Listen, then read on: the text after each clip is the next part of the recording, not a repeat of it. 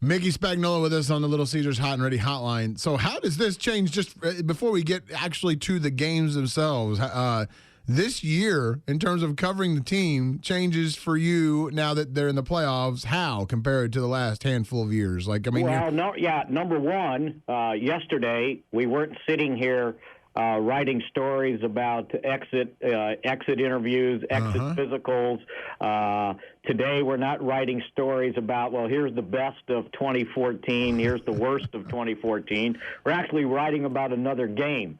I think the other thing that significantly changes, and you guys, I don't know, you have to be around it to I think, really fully understand it, the atmosphere around here. Yesterday would have been like going to a funeral. The season's over. It abruptly ends, especially when you don't know. Like the last 3 years, you go into Sunday and you have a chance to continue, and you don't, and everything that you've done since the third week in July just comes to a screeching halt, and people are just so morose. They don't know if they're going to have a job next year. And this year, everybody's got pep in their step. There's a lively atmosphere. There's people in the building moving around, getting ready for another game instead of getting ready for another off season. It's a dramatic 180, especially from an emotional standpoint, from seeing the people that you see putting in the hours they do every day since the start of training camp, and to see them just crushed. It's always a tough thing to handle that last day when you know there's no more games. So, yeah, it's dramatically different here already this week. Mickey, what were your thoughts when you saw that Ndamukong Suh was suspended, and how does that affect this ballgame on Sunday? Well, I thought good for the NFL because he did it intentionally. You can't tell me that was an accident. He knew what he was doing. It wasn't malicious, meaning that it wasn't like he stomped on him, but he did step on his leg. Wait a minute. Let me ask you this, Mickey. If that is any other player, we give that player the benefit of the doubt in that spot, yes? Yes, absolutely. His prior convictions. His reputation precedes him in this spot. Exactly. And you know what I tell people? That's how life works, right, Mickey? Absolutely. Right. Yeah, sure. All I'm saying is the actual act itself is a bit, we're not sure. It happened to Aaron Rodgers, so it was a big deal, Zach. Oh, yeah, to the Packers fan over there. But it happened to Aaron Rodgers, who had a calf injury, and he made sure he got one of each just to make sure he got the one that was injured. That might be true. Might be true. But yes. He was, one foot was on one, and then he acted like, oh, I'm stepping back, and he got the other one. So just in case, there wasn't a big X on the one that was hurt, he said, well, let me get them both. So how does that affect the game in your eyes? Well, they've got a pretty good run defense, right? And it's not just one guy. Now, does it make it easier not having to block him if indeed they uphold the suspension and he doesn't win his appeal? Yeah, absolutely. But I think running on Detroit's a pretty tough thing anyway. The Cowboys struggled with it last year. They didn't run for 100 yards against them last year by no means. And I think maybe where you run the ball now, I think because if he's there, chances are you're running more to the edges than up the middle. Now maybe you say, well, I think we can block this backup guy. But I'm guessing they've got a pretty good rotation in there, so who's ever coming in, probably a darn good player if you have that good of a run defense over 16 games. Mickey Spagnola with us on the Little Caesars Hot and Ready hotline. December was just a fantastic month, and I know that's everything. That's the age-old topic in Dallas about this Cowboys team, that Dallas was always terrible in the month of December, and now this year they're not terrible. Obviously, they're 4-0, and Tony Romo 12 touchdowns and 1 pick in December, and it was just all of it worked. What has been? I guess my question is, compared to the other months leading up to this, compared to November when Romo was kind of hurt and you had Whedon in there, and then Romo on Thanksgiving wasn't great and all that stuff. What's been the biggest difference in your eyes just from the 4 games here recently in December to the 4 in November?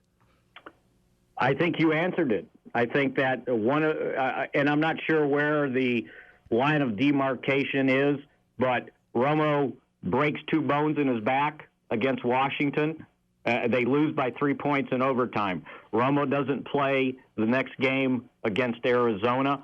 Romo and the whole team, by the way, was just dead in the water the first time around on Thanksgiving against Philadelphia. So there's 3 of the 4 losses right there. And I can't remember. I don't have the schedule in front of me. If some of them were in October and some of them were in November. Right. But I think that was a huge difference. And then I think the other thing that happened is, and I'm not saying this defense has improved to the point where you can say, okay, the Cowboys got a good defense.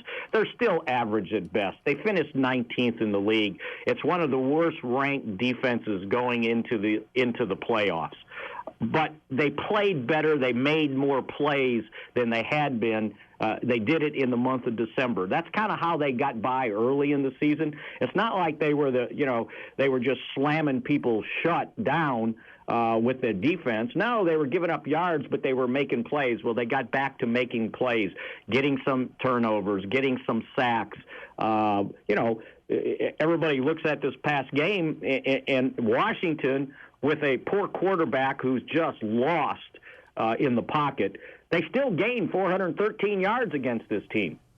But you get 4 turnovers, and, it certainly makes a difference. So, again, I think the defense helped. The offense was just performing at an extremely high level the month of December. Mickey, what's the latest on Henry Melton with his knee injury? Yeah, I think he's out. If Jason Garrett on a Monday says he thinks he's out, then he's out, because that's out of character. Normally, even if the guy had a minimal chance of playing, it's day to day. We'll see if he can practice, and he would keep that up all the way through Friday. For him to admit on Monday that he's probably not playing this week probably means he's not playing this week. Does it seem serious enough that it could be season ending, or is that still to be determined? Well, I mean, it depends on when the season ends, right? If you lose the season ending, not to be obvious, guy, and then it could be as many as 2 weeks, what I'm told. So now that one, when you get to next week, if there's a next week, then it's kind of like, okay, we'll take it day by day. But it seems like it's a pretty serious bone bruise below the kneecap that he's suffered. Is McClain all right? I think McClain will be ready to go. He just had a high fever. He had like flu-like symptoms. My understanding is he came in here on Saturday with every intention of getting on that plane and going to the game. Oh, they kicked him off, huh? And they told him, go home. We don't need this on the plane. He had a 102-degree temperature. To sit on a plane, and I think sitting on a plane is like hitting a beehive. Germs just go flying all over the place. They don't want everybody else to get sick. So it's like, you just go home and rest. And actually, I think it was a good thing, because I don't know how much he would have played. I think they would have considered not playing him the whole way because of the knee problem he's been nursing, and that's not going to get better until he gets to the off season and he gets off of it. So I think it was actually turns out to be a good thing that he didn't play in the game on Sunday. I apologize in advance for the crappy cliche question, but every year at this time I end up asking it of someone of your stature, Mickey. Do you prefer rest or rust in week 1 of the playoffs? Do you prefer the bye? I'll tell you what. When you get to next week, my answer will be I prefer the bye. I think this week, with this team as young as it is, I think it was a good thing that they kept the momentum going and they didn't go out and waste an opportunity to continue to improve. I said that all last week, and what ended up taking place, the Cowboys, had their cake and ate it too. They played everybody, didn't get anybody hurt, and I think, as you saw, I think there was some improvement in some areas along the way, save that third quarter that was just awfully terrible.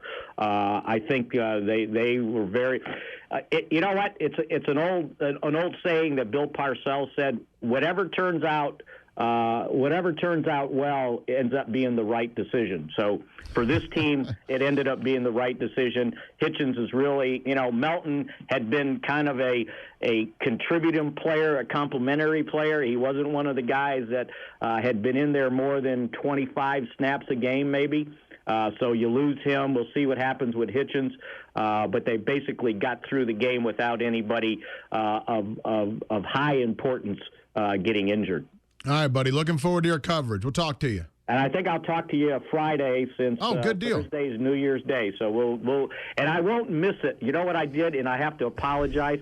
I left my phone at home, and I didn't realize until 11 o'clock. Wait a minute, for the road trip? No, Monday when I was supposed to talk to you yesterday morning. I left it at home, and I didn't realize until 11 o'clock. Some guy said, I'm going to call you. I said, call me in 20 minutes. And I go to get my phone, and it's like, oh, I must have left it in the car. I walk out to the car, not there. It's at home. You don't have to apologize. Well, Zach was gone yesterday, so he's glad you left your phone. I am glad. I was off yesterday. I'm very happy that you lost your phone yesterday. All right, it was good to talk to you. Better now. See you later, Mick. We'll talk to you next year, Mickey. That's right. Oh, the next year joke. All right, Mickey. See you later. See you, bud. The next year joke. Look at you. You're next year jokester. That's who you are. Yeah, I've got to be that guy, right?